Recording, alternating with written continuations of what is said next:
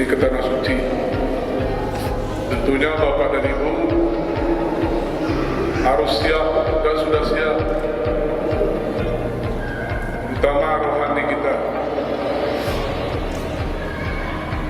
karena ini jarang-jarang orang yang berkesempatan seperti ini. Karena ini di dalam rangka untuk menambah ketakwaan kita.